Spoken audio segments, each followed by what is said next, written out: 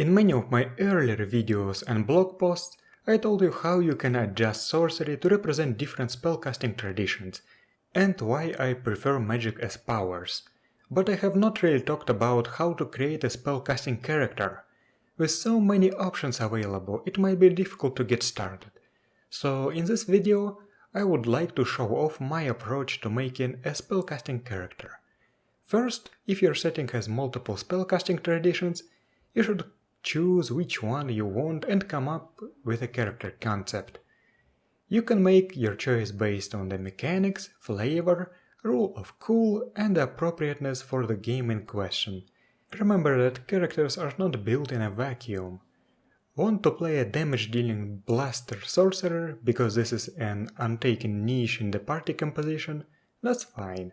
Want to play a green dragon bloodline sorcerer because you think that the green dragons are cool? That's also fine. You should also understand that spellcaster is a very loose term in GURPS. The first thing that comes to mind is a wizard or cleric, but even someone with one or two supernatural abilities that are not central to the character concept can be considered a spellcaster. Let's use two concepts as examples: a generalist sorcerer and someone who buffs weapons. What's next? I suggest choosing the most powerful spell that you would like to be able to cast often. This can be either a signature spell that is crucial to your character concept, or just something that is useful in emergencies, such as combat.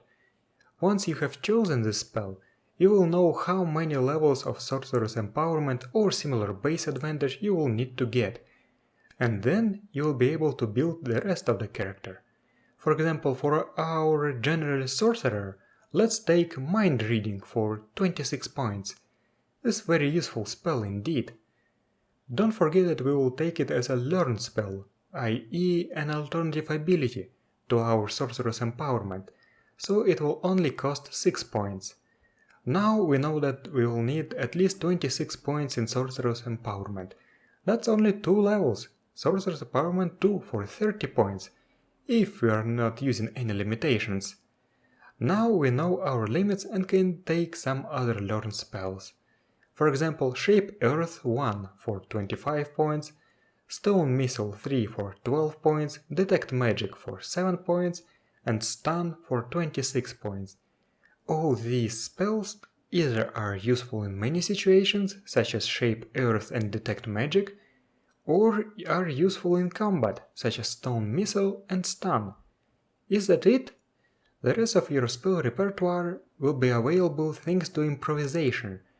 Our normal improvisation limit is equal to the Sorcerer's Empowerment level, which is 2 in this example.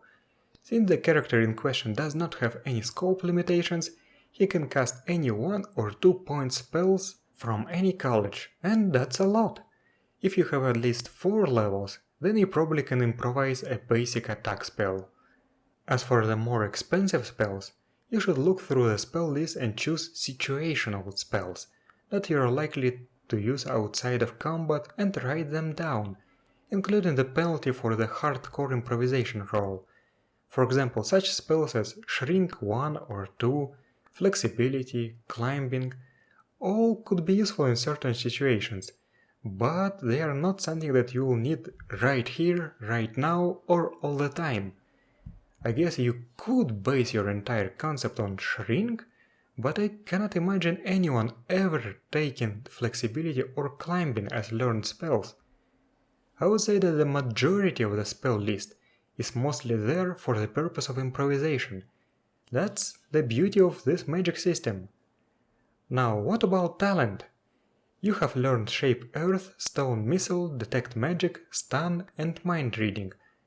And all these call for intelligence, will, perception, innate attack projectile rolls, and your improvised spells might require some other skills to roll against. This variety makes talent very cost effective here, so take a few levels in it. And since you have innate attack projectile as one of the skills for your learned spells, put a point or 2 into it.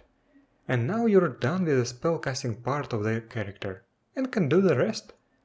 Let's consider the second example, somebody who buffs weapons.